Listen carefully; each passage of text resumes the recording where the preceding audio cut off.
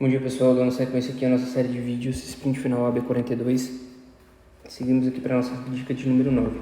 Hoje iremos falar de um tema especificamente dentro do direito administrativo, falar de licitações e contratos, mais especificamente falar sobre as hipóteses de inexigibilidade de licitação, que estava prevista no artigo 76 da Lei 14.133/2021. Certo? O que acontece? Só para nós podermos entender, vamos aqui na legislação. A gente pega aqui, a partir do artigo 74 ele vai trazer as hipóteses de inexigibilidade. Mas primeiro, para que nós possamos entender, é o seguinte: a regra trazida na própria Constituição Federal é que quando o poder público vai fazer contratações, ou seja, vai gastar o dinheiro público, ele precisa fazer uma licitação. Para a partir daquilo, você contratar de maneira impessoal, para que o poder público não contrate quem ele queira contratar, certo? Não favoreça certas pessoas. E também para que a administração pública, a partir do processo licitatório, a partir da apresentação de várias propostas, ela possa escolher a proposta mais vantajosa. Só que existem algumas hipóteses criadas pela legislação nas quais a administração pública poderá contratar de maneira direta, ou seja, sem passar pelo processo licitatório, certo? Sem passar pelo processo licitatório. E essas hipóteses a gente divide em quê? Em hipótese de inexigibilidade, ou seja, eu não precisarei fazer uma licitação, hipótese de licitação dispensável do artigo 75 e hipótese de licitação dispensada. Existe uma diferença aqui entre o 75 e o 76, apesar de parecerem iguais, eles são diferentes. Dispensável e dispensada. Nas hipóteses do 75, depois vocês dêem uma olhadinha, é dispensável. A lei autoriza que você contrate de forma direta, mas se você quiser fazer licitação é possível. Na dispensada, não. A lei veda a realização de licitação. A lei diz que não é possível a realização de licitação nessas hipóteses, certo? Então, nesse contexto, a gente vai entender hoje as hipóteses de inexigibilidade de licitação, no artigo 74. Quando é que a gente vai estar diante de hipótese de licitação inexigível? Quando a competição ela é inviável, ou seja, não há competição. Por exemplo, uma das hipóteses trazidas aqui pelo artigo 74 é quando você quer comprar um produto ou quando você quer contratar um serviço que é prestado por um fornecedor exclusivo. Só uma pessoa faz aquilo. Perceba, não faz sentido você fazer licitação se eu só tenho uma pessoa que faz aquilo. Entendeu? Eu vou abrir a licitação, a única pessoa que vai oferecer uma proposta é aquela pessoa e pronto. Eu só vou gastar dinheiro com o processo licitatório. Não faz sentido. Então aqui o artigo 74, é inexigível a licitação quando é inviável a competição, em especial nos casos de. Perceba que esse rol aqui é um rol exemplificativo, em especial nos casos de. Ele traz alguns exemplos, ele traz somente alguns exemplos, certo? Então aqui, o inciso primeiro foi isso que eu trouxe para vocês. Eu quero comprar um material, um equipamento, um serviço, eu quero contratar, que é fornecido por produtor, empresa ou representante comercial exclusivo. Entende? Então, quando eu quero fazer isso, perceba que não tem competição. Só uma pessoa faz aquilo. Por isso que é exclusivo. Entende? O 2, quero contratar um profissional do setor artístico diretamente ou por meio de empresário exclusivo, que é consagrado pela crítica especializada. Perceba, aqui a inviabilidade de competição está relacionada a ideia de aquele artista ele ser consagrado, certo? Então, por exemplo, se eu quero contratar para fazer um show, se você quer contratar Ivete Sangalo, é Ivete Sangalo que você quer. Você não vai abrir licitação para várias pessoas ali. Não, é aquela pessoa especificamente. Então, assim, é também inexigível, certo? Então, por exemplo, esses municípios aí, quando fazem festa ali, quando fazem shows, como é que eles contratam de forma direta essas pessoas? Com fundamento na inexigibilidade de licitação. O inciso terceiro vai trazer aqui hipótese. Quando eu quero contratar um serviço técnico, predominantemente intelectual, com profissional ou empresa de notória especialização. Aí ele lista aqui alguns desses serviços técnicos, quais seriam esses serviços técnicos, mas o que eu quero que vocês percebam, é um serviço técnico e aí você vai contratar uma pessoa de notória especialização. O que ele quer dizer? Eu sei, tem várias pessoas que fazem aquilo. Então aqui a gente tem várias pessoas que fazem aquele serviço, várias pessoas que atuam com aquilo. Mas tem uma pessoa aqui, que é diferente, certo? Tem uma pessoa que se destaca. Essa é a ideia de notória especialização. Então eu vou contratá-la diretamente porque claramente ela é a mais adequada. Claramente ela vai prestar aquele serviço para mim de forma mais adequada, certo? De maneira que melhor atenda aos meus interesses, ao interesse da administração pública. Agora lembra o seguinte, quando a gente pensa aqui no serviço técnico, a lei traz uma vedação. Vedada a inexigibilidade para serviço de publicidade e divulgação. Mesmo que serviço de publicidade e divulgação seja um serviço técnico, mesmo que tenha notória especialização, você não pode contratar por meio de inexigibilidade. O inciso 4, só para a gente fixar aqui, notória especialização, existem duas observações quanto a isso. O parágrafo 3º e o parágrafo 4º. Primeiro ponto, o parágrafo 4º fala que é vedada a subcontratação ou atuação de profissional distinto daquele que tenha justificado a inexigibilidade. Aqui é a situação. Eu contratei A porque ele tem notória especialização. Então, ele, a partir aqui do seu notória especialização, o profissional ou empresa cujo conceito no campo de sua especialidade, desempenho anterior, estudos, experiências, publicações, permite inferir que ele é essencial, que ele é adequado à plena satisfação do objeto. Então, eu contratei A porque ele tem notória especialização. O que é que o parágrafo 4º está dizendo? A não pode subcontratar B. Então, eu contrato A e aí A subcontrata B e B que vai fazer o serviço. Não, porque quem justificou a contratação por inexigibilidade, contratação direta, foi A, por conta dessa sua notória especialização. Ele não pode subcontratar. E também não pode haver atuação de profissionais distintos daqueles que justificaram a inexigibilidade. Então, se eu contratei A porque ele que justificou, porque ele que tem a notória especialização, eu não posso, por exemplo, estou lá dentro do escritório de advocacia, e aí meus associados lá, B e C, que vão fazer, por exemplo, um parecer, entendeu? Que foi contratado. Não dá para fazer isso, é isso que a legislação veda. A outra hipótese, gente, são os serviços, objetos que devam ou possam ser contratados por meio de credenciamento. Credenciamento, na verdade, são situações que você pode... Situações que a lei possibilita, que é o seguinte... São ali contratações numerosas, massivas. Então, um exemplo, clínicas ali vinculadas ao Detran, quando você precisa fazer ali um exame de vista, um psicoteste, certo? Existem várias clínicas credenciadas que aí serão contratadas, que você pode ir lá e o próprio poder público ou a própria pessoa que está ali sujeita àquela situação pode ir lá e fazer a contratação dessa clínica. Por exemplo, muitos médicos no poder público são contratados dessa forma. Eles abrem uma PJ, certo? Aí se credenciam perante o poder público e quando o poder público vai precisando, vão contratando aqueles médicos por meio de credenciamento, por inexigibilidade de licitação. E a quinta hipótese é o seguinte, quando o poder público quer adquirir ou locar um imóvel.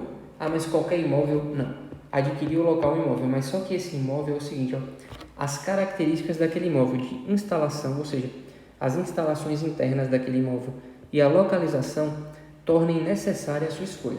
Então, por exemplo, vamos pensar aqui que eu tenho um hospital municipal e eu quero fazer uma ampliação.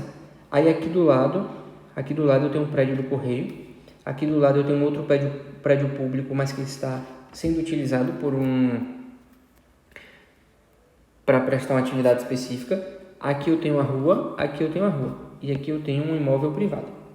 Perceba, se eu quero ampliar aqui o hospital municipal, esse imóvel que é o único que atende às minhas necessidades.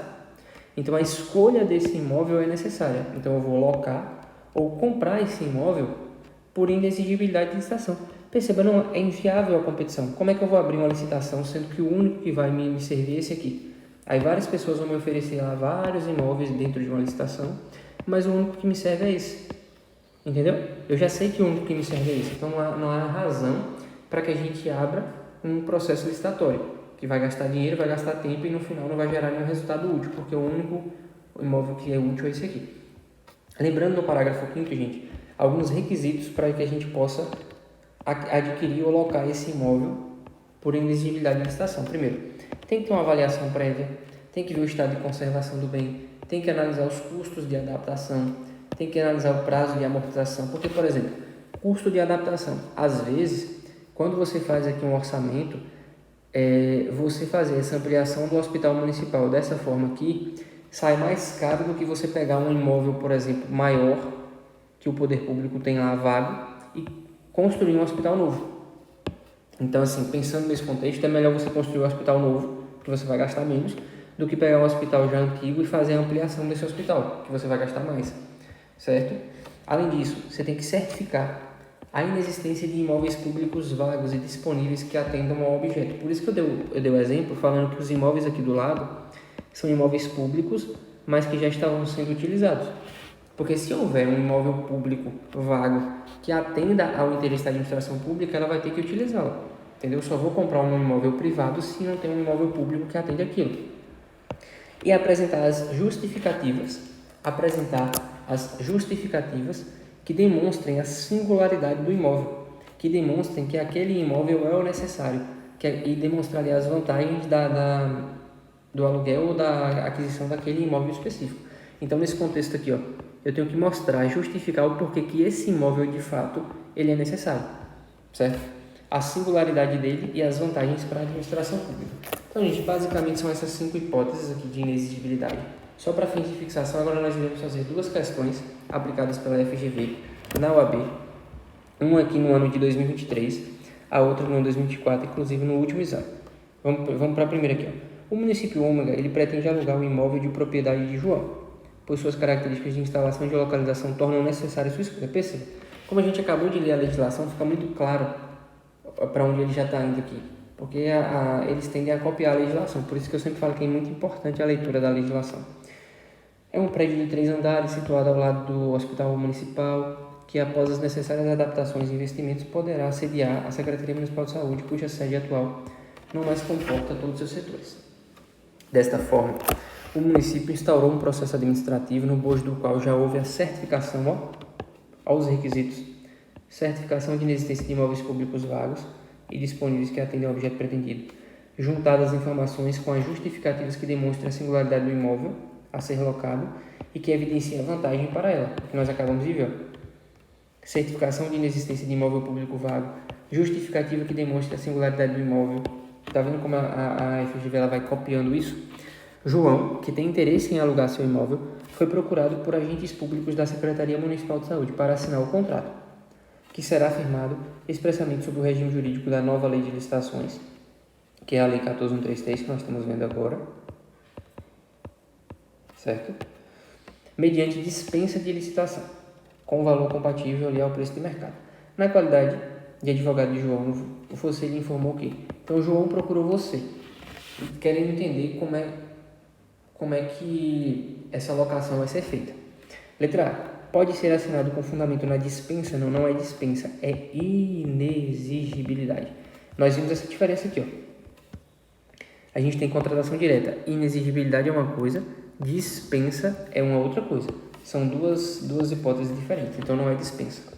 Deve ser assinado com fundamento na inexigibilidade, desde que haja prévia avaliação do bem e autorização legal da Câmara Municipal. Qual o erro?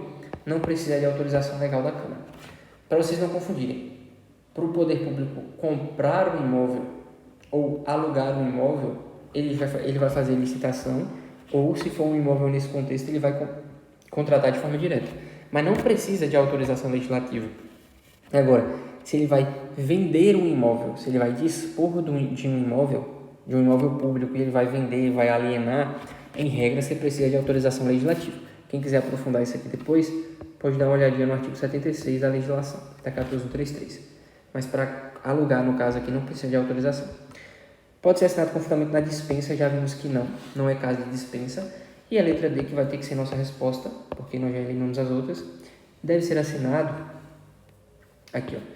deve ser assinado com fundamento na inexigibilidade, sim, avaliação prévia do bem, estado de conservação, custo de adaptação, quando imprescindíveis as necessidades de utilização e o prazo de amortização. Perceba que aqui ele trabalhou todas essas hipóteses. Avaliação prévia, estado de conservação, custo de adaptação, prazo de amortização, a certificação de inexistência de imóveis públicos vagos, ele já tinha trabalhado no enunciado.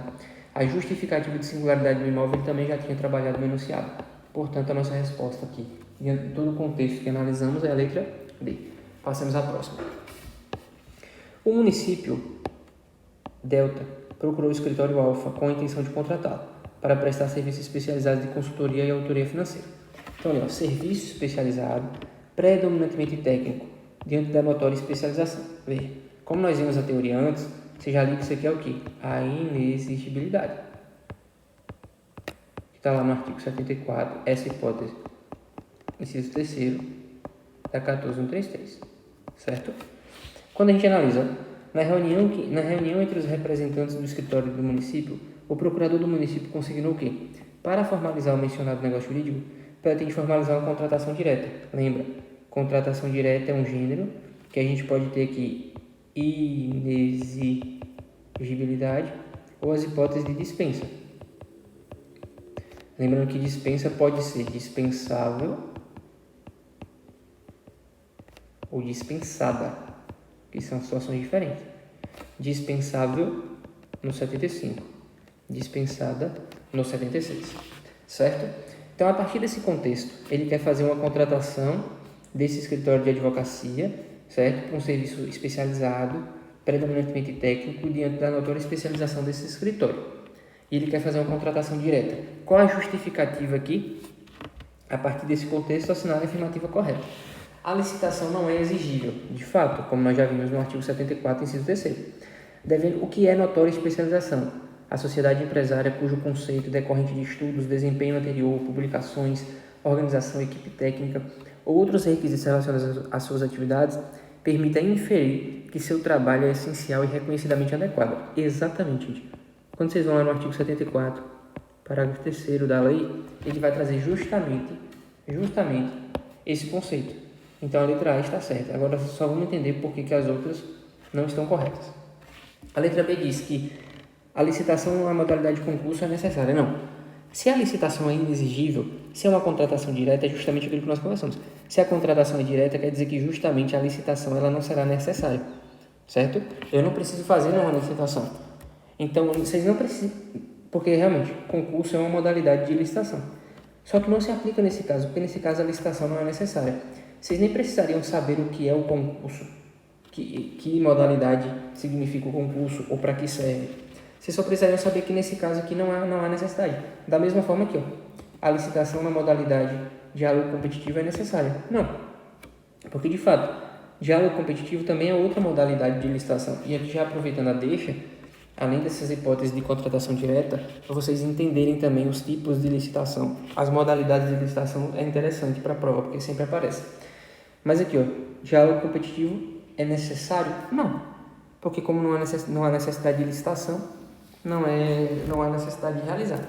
E a letra C diz que a licitação pode ser dispensada. Não é hipótese de dispensa, é hipótese de inexigibilidade. Entende? Então perceba que só com esse conceito básico diferenciando inexigibilidade e dispensa, e entendendo também o que é a contratação direta, porque aqui, o que vocês teriam que fazer na prova? Quando ele falou contratação direta, a letra B e a letra D já teriam que sair de cara, porque se a contratação é direta, eu não vou fazer licitação, seja por qualquer modalidade que for. E aí depois, entendendo a diferença de inexigibilidade e de dispensa, vocês eliminariam a letra C. Tá certo, gente? Essa foi a nossa dica de hoje, espero que possa ter ajudado. Veja, a gente falou do 74, hipótese de inexigibilidade. Tem que olhar o 75, tem que olhar o 76. Nesse tópico aqui, falando ainda de licitações, tem que entender as modalidades de licitação. A gente tem um concurso, tem um diálogo competitivo, tem a concorrência, tem um pregão, tem um leilão. Entender também os critérios de julgamento dentro das licitações. Então, assim, é um tema que sempre aparece, que é bom dar uma revisadinha. Espero que tenha ajudado vocês o vídeo. Qualquer dúvida pode deixar nos comentários que eu responderei. Estou à disposição para qualquer dúvida. Se inscrevam no canal, ativem o sininho de notificação, porque dessa forma vocês receberão todas as novidades que forem postadas aqui no canal, todos os vídeos.